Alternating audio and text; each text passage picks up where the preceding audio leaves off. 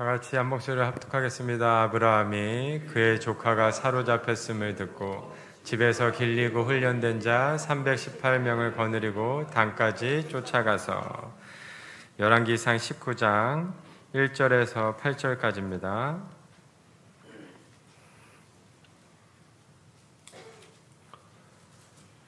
아합이 엘리야가 행한 모든 일과 그가 어떻게 모든 선지자를 칼로 죽였는지를 이세벨에게 말하니,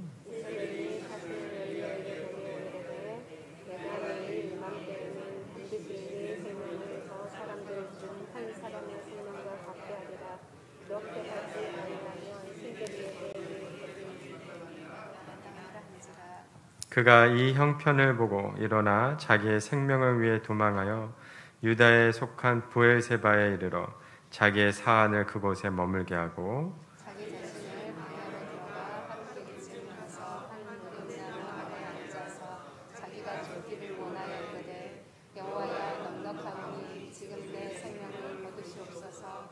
나는 내 조상들보다 낫지 못하니이다 하고 로뎀나무 아래 누워 자더니 천사가 그를 어루만지며 그에게 이르되 일어나서 먹으라 하는지라. 본즉 머리맡에 숯불에 구운 떡과 한 물병 병을 있더라. 여호와의 천사가 또 다시 와서 어루만지며 이르되 일어나 먹으라. 내가 갈 길을 다 가지 못할까 하노라 하는지라. 이에 일어나 먹고 마시고 그 음식물에 힘을 의지하여 40주 40년을 가서 하나님의 산 호렙에 이르니라. 아멘. 3.18 영적 서밋의 체험이라는 말씀 담임 목사님 나오셔서 선포해 주시겠습니다.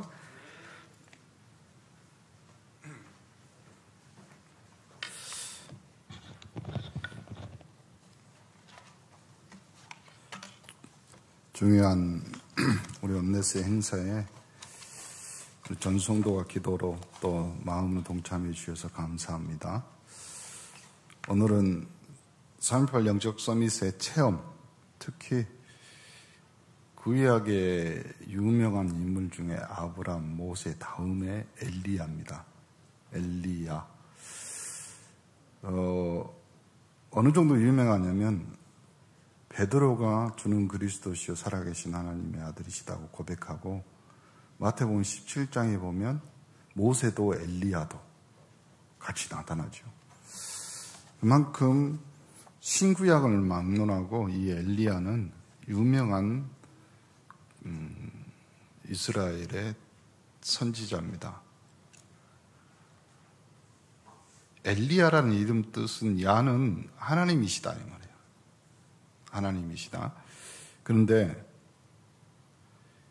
디셉 사람 엘리야 17장에 오늘 열왕기상 17장에 갑자기 등장해요. 무슨 말이냐면 구약에 나오는 모든 성경의 인물들 중에서 항상 누구의 아들 이렇게 나오는데 그냥 뜬금없이 디셉 사람, 쉽게 말하면 우리 어디냐면 목포 어디 사람 누구 이렇게 나옵니다.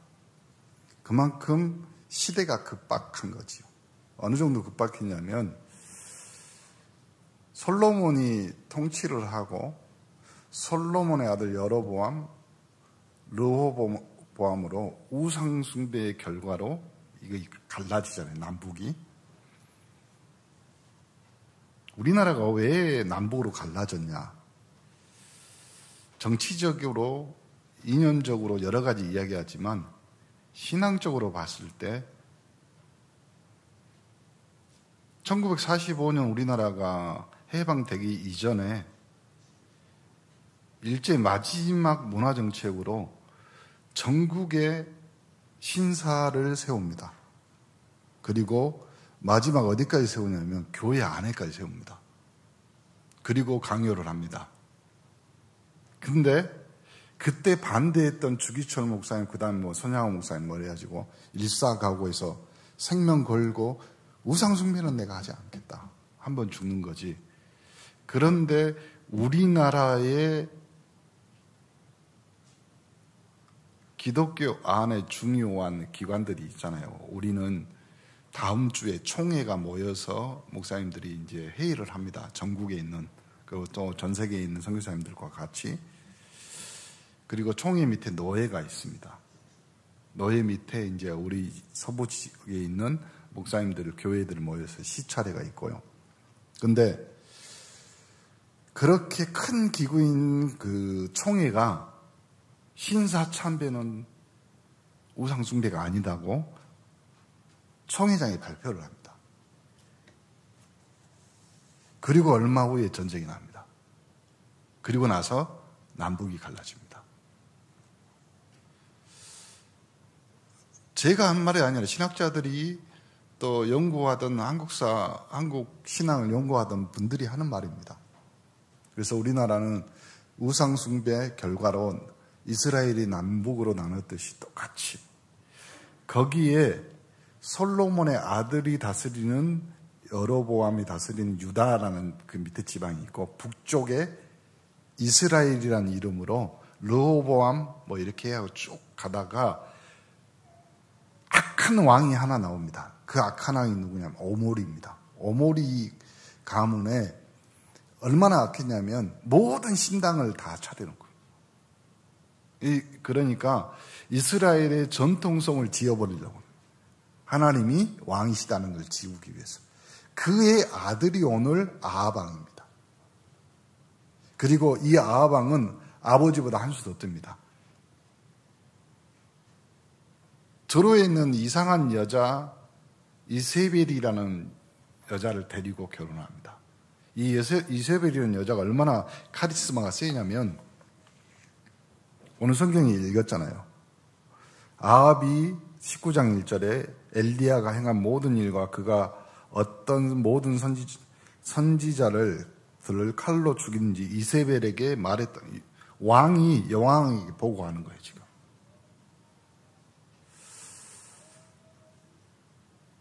아합왕 때 17장에 보면 갑자기 디셉 사람 엘리야가 나타나서 그렇게 하나님을 떠나고 우상숭배한 네 나라에 3년 6개월 동안 가뭄이 들 것이다. 이렇게 말합니다. 그리고 엘리야는 그리 시내가에 가서 숨습니다.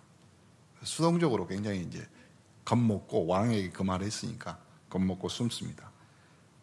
그리고 시돈에 가보니까 이제 가뭄이 들고 굉장히 어려운데 그때 이 엘리야에게 나타난 여인이 하나 있습니다. 그 여인이 누구냐면 사르밧 가부입니다. 가뭄 들었죠. 이상하게 엘리야, 엘리사 그 사건의 내용 중에 선지자 사건 중에 주인공으로 나오는 이 여인들이 가부입니다. 다. 그 말은 그때 당시에 오모리 가문 그다음에 아합 뭐 그때 왕들이 거의 대부분 남자들 다 잡아다가 강제 노역시키고 성을 짓고 막 이랬어요. 그러니까 옛날에 우리나라도 그랬잖아요. 왕이 가면 싹 다 남자들 잡아다가 일시키고 갑자기 그러니까 엄마들이 결국은 아들을 키우잖아요. 그 사르밧 가부에게 보니까 지나가다가 배고프니까 그 가부한테 먹을 걸 청하잖아요.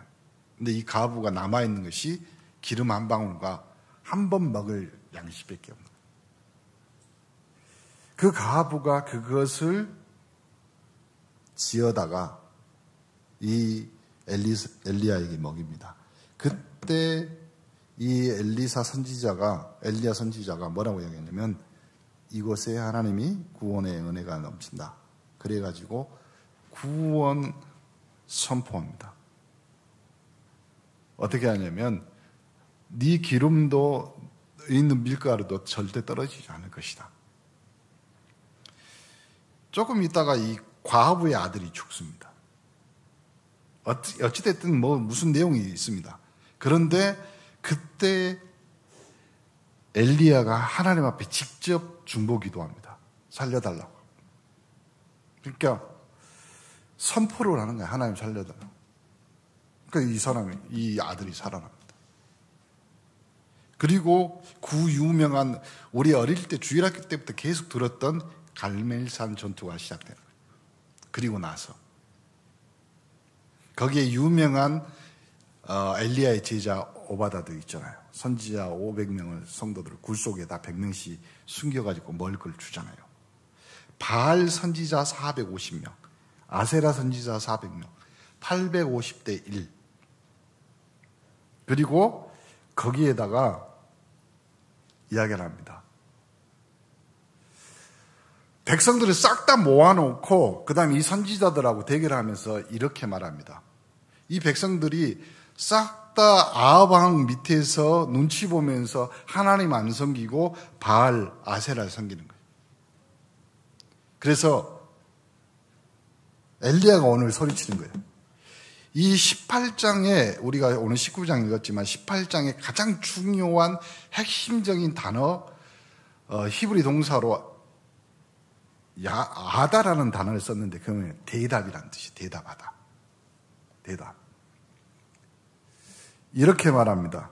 오늘 너희들이 대답해라. 저 대답 못하는 바알 선지자, 아세라 선지자 그 신이 너희들에게 대답할 것인가? 아니면 이스라엘 광야에서 애굽에서 출애굽한 그 하나님이 진짜로 대답하는지 오늘 이 대결이 그 대결입니다. 그리고 뭘로 대답하기를 원하냐? 불로. 그러니까 이스라엘 백성들이 대답합니다. 뭐라고 대답하냐면 알겠다. 그리고 이 850명의 바알 아세라 선지자들이요 제사를 해질 때까지 어떻게 지냅니까? 온몸에다가 칼질을 하면서 피를 흘리면서 광란에 넘치는 그렇게 그래도 대답을 하지 않습니다.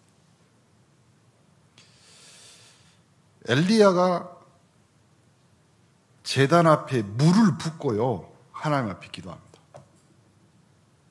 거기에 하나님이 대답합니다. 뭘로요? 불로. 그때 모든 백성들이 대답합니다. 진짜 하나님이다. 진짜 신은 하나님이다. 이렇게 대답합니다. 그러니까 엘리야의 이름이 뜻이 그거예요. 진짜 하나님.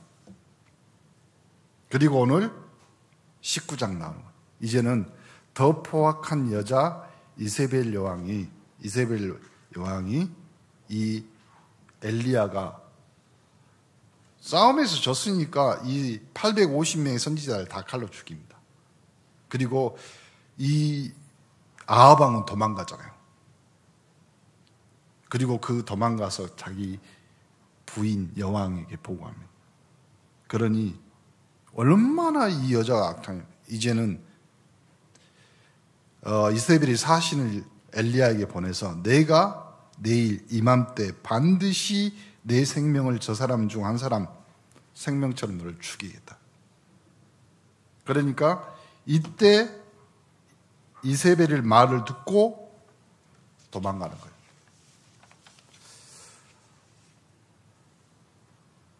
오늘 엘리야의 체험에 대한 말씀을 하겠는데 우리가 무심코 하는 행동이 습관이 되잖아요. 그 습관이 나중에 운명을 좌우합니다. 그래서요 옛날에 어른들이 왼손으로 밥 먹으면서 손 때리면서 복 나간다고 뭐 이렇게 말했잖아요. 뭐 그것이 좋은 것은 아니지만 이렇게 습관이 사람의 운명을 바꿉니다. 습관처럼 싸우는 사람이 있었습니다. 동네에서 그 사람 보면 재수없다고 침뱉습니다. 그 사람이 깡패로 얼마나 소문났냐. 1990년대에 한국에 굉장한 역사를 일으킨 김익두 목사님 원래 그 깡패 출신이었어요. 오늘 여러분이 이 엘리야의 체험을 가지고 힘이 없고 정말 어려웠던 우리의 삶이 변화되는 축복이 있기를 간절히 축원합니다. 성경은 계속 두 가지를 이야기해요. 첫 번째가 뭐냐면 요한복음 8장 44절에 너희 아비 마귀라고 했어요. 고린도 후서 4장 4절 5절 사단을 보고 세상 신, 세상을 움직이는 신. 요한복음 16장 11절 14절에 세상 임금. 무슨 말입니까? 분명히 이 세상에는 영적 존재가 있다. 증거를 대보면 여러분이 영적 존재이기 때문에 그렇습니다. 영적 존재인 사단이 영적 존재인 인간을 유혹하고 넘어뜨리는 것입니다. 어려움이 오다 보니까 인간은 뭘 자꾸 만들어요. 왜냐하면 그 어려움이 눈에 보이면 되는데 눈에 안 보이게 다가오는 거예요. 그걸 운명이라고 사람은 이름을 지었습니다. 좀 심한 말로 팔자라고 그럽니다. 그리고 더 심하게 사람들은요, 점과 미신 믿어왔습니다.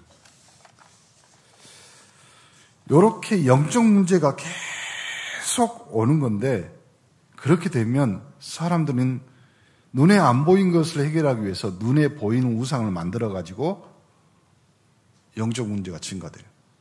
그러니 사단의 지배를 받는 거죠. 영적 문제 계속 오니까, 사단의 역사가 계속 오니까요, 사람들은 어떻게 하든가 방황하고 갈등하고, 목사님 말했지만 무기력, 그리고 무식해짐. 영적 문제에 대해서는 전혀 이걸 성경에만 이야기하는 거예요. 성경에만. 성경은 계속 우리에게 한 가지 약속을 말합니다. 뭐라고 하냐면 성령 충만 받으라. 그러니 성경은 악령 충만이냐 성령 충만을 말하는 거예요. 목사님 나는 중간인데 중간은 없습니다. 중간은 절대 없습니다. 하나님 나라, 사단의 나라. 그래서 어거스틴이라는 유명한 신학자가 하나님의 도성, 유명한 책을 썼습니다. 여러분의 인생은 하나님의 도성을 향하여 가는 순례자의 발걸음인 줄, 그 여정인 줄 믿기를 간절히 축원합니다. 시대를 바꾸는 실제적인 능력이 여러분에게 나타나야지 이흑암 저주 재앙을 꺾을 수 있습니다. 보세요. 제일 먼저 한 것이 뭐냐면 이 엘리야가 왕을 찾아갑니다. 그리고 나서 말한 말이다. 우상 숭배하지 마라. 귀신 숭배. 여러분, 새 가족을 만나거나 아니면 여러분이 불신자를 만났을 때 이 말을 하면 제일 기분 나빠합니다. 너희 아비 마귀. 왜 기분 나빠? 우리 부모 있는데 그 말이 아닙니다. 영적 주인은 누구냐의 말이에요. 당신의 운명, 당신의 생명은 주인은 누구냐의 말이에요. 사람들은 대부분 내 인생은 내 거라고 말하는데 여러분 인생 자기 거에서 자기 마음대로 해본 적이 있으십니까? 뭔가 조금만 해보려면 다가오는 실패, 그리고 나도 알지 못했던 실수, 그것이 쌓여서 합쳐져서 저주 재앙으로. 아무리 돈이 많아도요, 부산에 유명한 분이 계셔요. 사과 먹다가 죽은 사람. 목포 시내에서도 유명한 분이 계셔요. 의사예요. 돈 많이 벌었습니다. 제가 목포 시내를 가만히 보니까 부흥하는 데는 딱 두 군데더라고요. 병원하고 노인요양.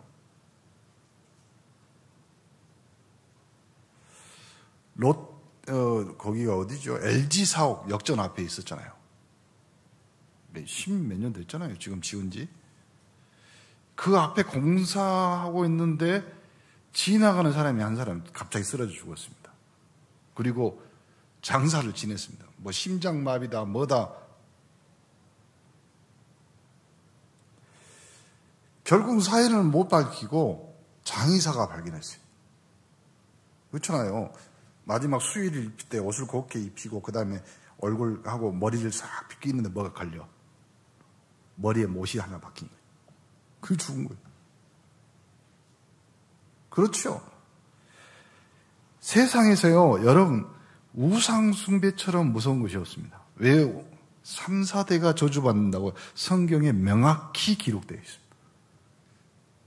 목사님 제사 지내고 우리 조상을 섬기는 것이 우상숭배입니까? 분명히 우상숭배입니다. 천주교는 그걸 우상숭배 아니라고 정식으로 교황이 발표를 했습니다. 그건 풍습이고 조상을 섬기는 효도다. 거짓말입니다. 한 번 죽는 것은 사람에게 정해진 것입니다. 그 후에는 심판이 있습니다. 분명히 죽은 영혼은 천국, 지옥 갑니다. 아니, 우리 부모가 제사 때 오면 무당들 보면 우리 엄마 아빠 목소리 그대로, 거짓말입니다. 사단은 속임수의 대장입니다. 그래서 우상 숭배하면 바로 귀신 섬기는 겁니다. 그걸 끝내달라고 하니까 왕이 열받는 거지. 이스라엘에 얼만큼 어려움이 왔냐? 우리나라도 마찬가지입니다. 우리나라 한때 세시 풍속을 살리자 뭐에 별거 다 했습니다. 그 다음에 나오는 것이 뭔지 아세요? IMF. 열왕기상 17장 17절 24절을 보니까 엘리야가 죽은 아이를 살려내는 이런 큰 능력을 나타내기도 했습니다. 여러분이 예수 믿고 여러분이 복음 가진 그리스도의 언약 가진 사람이 불신자에게 복음을 전하는 것은 죽은 자를 살려내는 것입니다. 여러분에게 그런 살리는 능력이 있는 겁니다. 살리는 것은 영이니 육은 무익하니라. 이번 한 주간도 여러분이 살리는 전도자가 되기를 간절히 축원합니다. 그뿐만 아니라 850명 거짓 선지자와 갈멜산에서 대결했습니다. 이겼습니다. 세상 앞에 섰을 때 여러분 850대 1이라 해도 상관없습니다. 여러분은 하나님이 대답하시는 사람입니다. 하나님이 응답하시는 사람입니다. 여러분의 기도에 하나님은 귀를 기울이시고 여러분의 입술에 하나님의 눈이 고정되어 있는 분들입니다. 왜요? 여러분은 하나님 자녀입니다. 나중에 이 갈멜산에서 이기고 난 후에 비가 올 것이라고 했는데 18장에 보니까 하늘에서 비가 내리는 역사가 있었어요. 그렇죠? 천지 만물도 자연 현상도 여러분의 기도에 여러분이 계속 우리 언네스 성도들이 한 100여 명이 오늘 오셨는데 기도한다고 생각해 보세요. 그럼 365일 배울 거야. 하나님도 마음에 두고 있어요. 여러분 목사님이 우리 성도들 다 데리고 가가지고 대반동 앞바다에 갔어. 그래가지고 우리 같이 기도합시다. 하나님이 여기서 고아도까지 바다를 가르칠 거다. 목사님하고 여러분하고 같이 기도해. 분명히 갈라질 줄 믿지요? 대답을 안 해. 아니, 안 믿어요? 목사님 그렇게 능력이 없어? 갈라져요, 안 갈라져요? 갈라진다고 대답한 분이나 안 갈라진다고 대답한 분이나 저는 안 갈라진다고 확신합니다. 제가 한번 갈랐으면요, 이제 어목사가 데리고 와, 청년대학교. 걔가 또 갈라. 전도사님들이 열받아고 넷너트 다 데리고 가. 또 갈라. 그럼 그 속에 있는 물고기들은 어쩌라고? 이유가 있는 거예요, 이유가. 그렇죠? 전무후무한 하나님의 계획이 있는 겁니다. 마찬가지로 우리 온네스가 하나님 앞에 이 지역을 생명살리라고 하나님 교회를 만드셨다. 분명한 이유가 있어요. 그리고 거기에 맞게 3.18 영적 서밋으로 이 시대를 바꾸는 실제적인 능력을 하나님이 여러분에게 주실 줄 믿습니다. 그만큼 기도는 하나님의 능력이 나타납니다. 두 번째로 극한 어려움이 와도 반드시 승리하는 힘을 주셨습니다. 여러분 이제는 3.18 영적 서밋이기 때문에 서밋에 맞는 어려움들이 와요. 지도자는 지도자에 맞는 어려움이 온다니까요. 그렇죠? 1,000억 수출하는 회사하고 100억 수출하는 회사하고 10억 수출하는 회사하고 그 회장님, 그 사장님이 똑같은 어려움일까요? 일단 돈 크기부터 달라요. 직원 숫자부터 달라요. 데모할 때 나오는 숫자도 달라. 다 다릅니다. 여러분은 이 지역 복음화하기 위해서 하나님이 3.18 영적 서밋으로 세웠기 때문에 이제 여러분에게 오는 어려움들은요, 장난이 아닐 겁니다. 목사님 겁주는 거예요. 옛날에는 먹고 사는 것이 걱정이었어요. 이제는 그런 걱정, 그런 어려움이 아니라니까요. 어느 정도는 극한 어려움이야. 그런데 극한 어려움이어도 반드시 승리하는 힘을 주신다. 수준에 맞게 삽시다. 수준에 맞게 하나님이 은혜와 축복을 주실 줄 믿습니다. 이제 이후로 여러분의 산업과 우리 렘넌트들의 학업이 일취월장이 아니라 성공할 겁니다. 저는 확실합니다. 왜요? 그래서 3.18 영적 서밋 하니까. 거기에 맞는 여러분의 수준, 행동. 악한 이 아합 왕이 850명을 죽인 하나님의 능력을 보고 엘리야를 죽일 것이라고 선포했습니다. 여러분, 지금 말하면요, 대통령이 대통령령을 내려서 그냥 잡는 거예요. 그래갖고 뭐 없어. 재판도 없어. 사면 없어. 그냥 그 자리에서. 집안에 850명 거짓 선지자를 키우고 있는 이 아합과 이세벨이 실패하니까 엘리야를 죽이라고 명령하잖아요. 또 이세벨이란 이 여자가 독해요. 그렇죠? 평균 수명이 8년이 더 많습니다. 남자보다 여자가. 그렇죠? 그래서 내가 가만히 계산해 보다가 8년이 더 많으면 저기 생각해 보니까 쌀도 더 많이 먹을 거고 고기도 더 많이 먹을 거고 물도 많이 먹을 거고 공기도 더 많이 마실 거다. 누가 그러더래요? 목사님, 저는 풀만 먹고 사는데요. 제가 그랬어요. 코끼리는 풀만 먹는다. 하마도 풀만 먹는다. 그런데 개들은 1톤이 넘는다.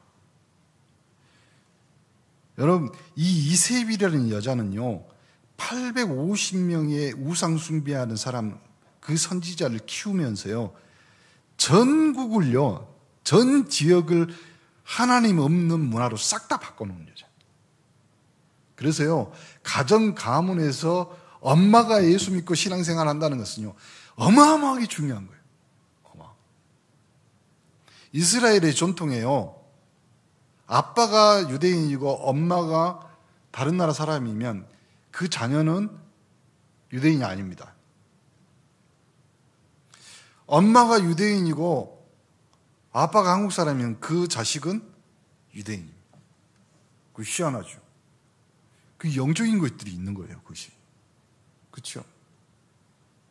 바깥 일은 남편이 한다고 해서 바깥 사람이라고 그러고, 아내 일은 안 사람이 한다고 해서 안 사람이라고 그러고. 그렇죠? 원래 안 사람이란 말이 그 아내란 말이에요. 그러면 안에서 가장 중요한 영적인 일이에요. 그래서 우리 권사님들은요, 여러분 가정, 여러분 가문, 또 여러분 자녀를 위해서 기도한다. 하나님은 분명히 그 자녀를 살려냅니다. 왜 그럴까요? 과부의 기도를 받으신 예수님. 그렇죠? 과부의 아들을 살린 오늘 선지자 엘리야. 성경이 희한하게 호렙이의 아들은 없어. 옛날 말에 있잖아요. 호렙이 3년이면 2가 서말이고 과부 3년이면 구슬이 서말이라고. 엄마들이 그만큼 중요한 거예요. 엄마들. 우리 권사님들이 그만큼 중요한 겁니다. 교회는 그렇게 그 권사님, 우리 장로님들한테 죄송한데 여자분들이 진짜 교회를 만들어가는 분위기도 만들어가고 그래요. 그런 것 같아요. 내가 가만히 성경을 읽어보면서 왜 그럴까? 왜 교회의 여성들이 중요할까? 하나님의 성품이 여성스러워. 나는 질투하는 하나님인 줄. 질투는 남자가 많이 해요, 여자가 많이 해요. 그렇잖아요. 여러분이 가는 길에 극한 위기 만나고 오늘 엘리야처럼 로뎀나무 아래에서 쓰러져 그럴지라도 언약만 놓치지 않으면 승리할 수 있어요. 그 말입니다. 그 말. 뭐 어려운 말이 아니라 그 말입니다. 절대로 여러분이 포기하지 말고 하나님이 주신 이 언약을 체험하게 되면 언약만 붙잡고 있으면 됩니다. 보세요.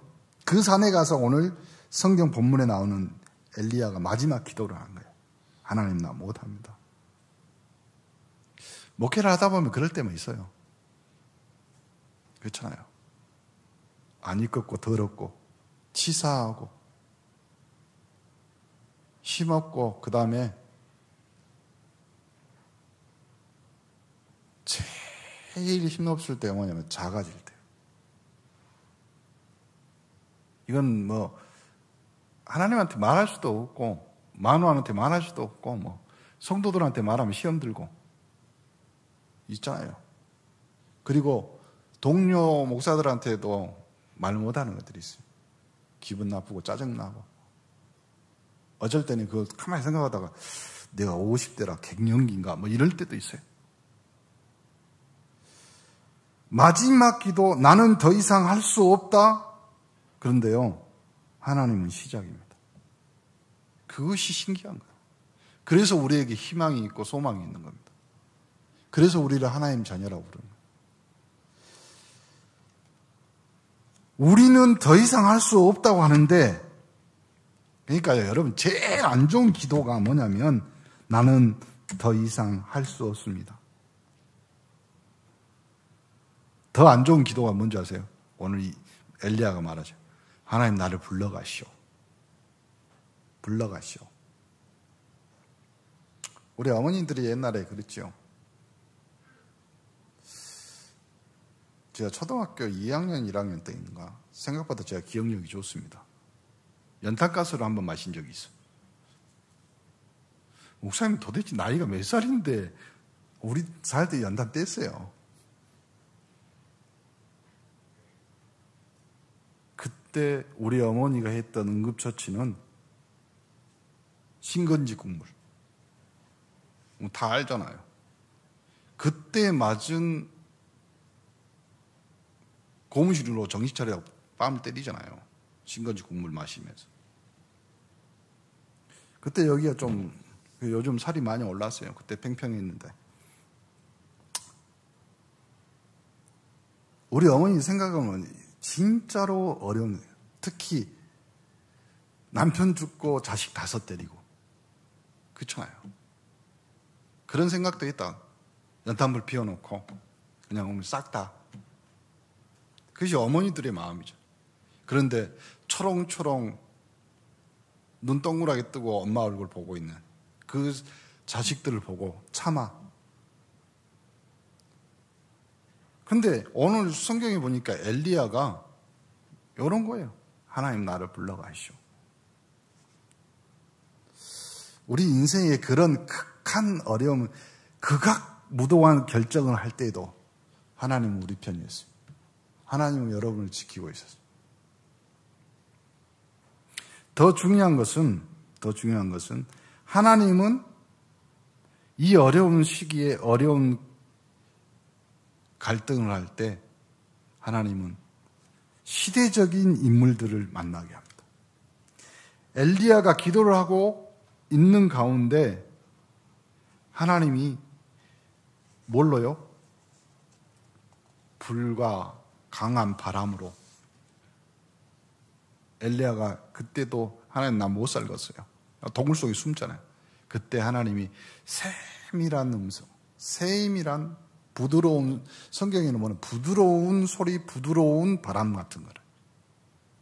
그 말이 뭐냐면 다른 말로 하면 불과 바람과 그때도 하나님이 같이 하셨지만 하나님 우리를 보이지 않게 느끼지도 못하게 우리를 세밀하게 어루만지시다. 그것이 하나님의 방법이라요. 이러니까 엘리야가 기도하고 있는 가운데 이 힘을 누리는 가운데 제일 처럼 하나님이 붙인 인물이 누구냐면 오바댜 산업인들이. 그래서요 올해는 목사님이 좀 기도하면서요 산업인 우리 헌신 예배를 부활시켜야 되겠다. 우리가 넷째 주 성교하고 산업 오후 예배하고 그러는데 그건 아닌 것 같아요. 정식으로 오전 예배 하면서 산업 예배. 왜 그러냐면 결국은 목사가 목회를 하지만요 성도가 산업에서 하나님의 응답을 받아야 돼요. 그래요. 세계 선교를 처음 시작한 초대교인도요 하나님의 복음을 가진 사도들이 나왔는데 그 옆에 붙었던 중직자들이 다 산업인들이에요. 그럼 나는 맞다고 생각해요. 그리고 그 후대인 렘넌트들. 그 다음 축복 따라오는 것이 이제는 제자가 붙으네요. 엘리야. 옆에 엘리사. 그리고 7,000명의 제자. 충기가 있다. 그리고 오늘 마지막 격정지 어디로 가면 호렙산으로 가요. 그 호렙산으로 가서 그의 인생이 어디로 가요? 하나님 우편으로 갑니다. 여러분 오늘 결론 지어 말씀드립니다. 여러분이 나이, 직업, 직분, 환경, 장소에 따라 힘을 다르게 얻어야 돼. 렘넌트는 다리에 힘을 얻으면 안 돼. 맨날 돌아다니는 공부 안 하잖아요. 머리에 힘을 얻어야지. 그렇죠? 우리 산업인들은요. 눈에 힘을 얻어야 돼. 그래서 이것저것 봐서 어떤 것이 경제의 흐름인지 금방 알아차려요.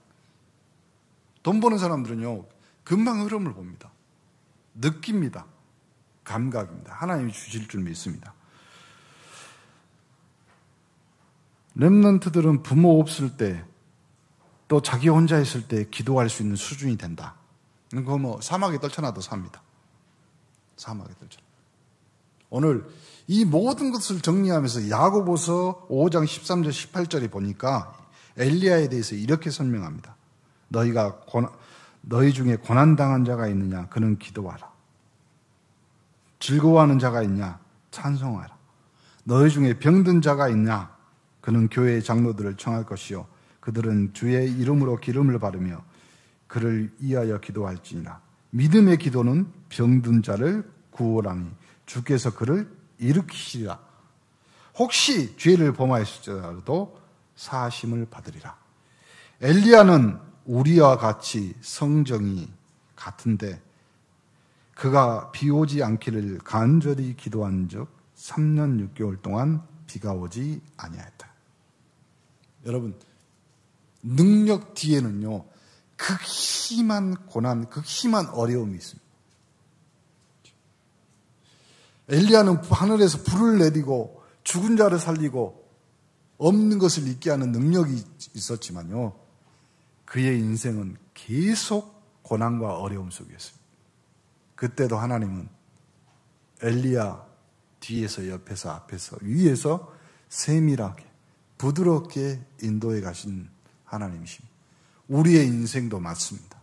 우리의 인생도 마찬가지입니다. 우리가 앞으로 어떤 능력, 어떤 힘을 하나님 앞에 달라 하기 이전에 하나님의 세밀한 음성, 부드러운 하나님의 손길을 느끼며 어떤 어려움, 극한 상황에서도 반드시 하나님은 우리에게 승리할 힘을 주신다는 언약을 붙잡는 귀한 오늘 3.18 영적 서밋 우리 옴네스의 모든 성도들이 되기를 간절히 축원합니다. 기도합니다. 하나님께 감사드립니다. 최고의 약속 주셨는데 놓친 것을 회복하는 시간이 되게 하옵소서.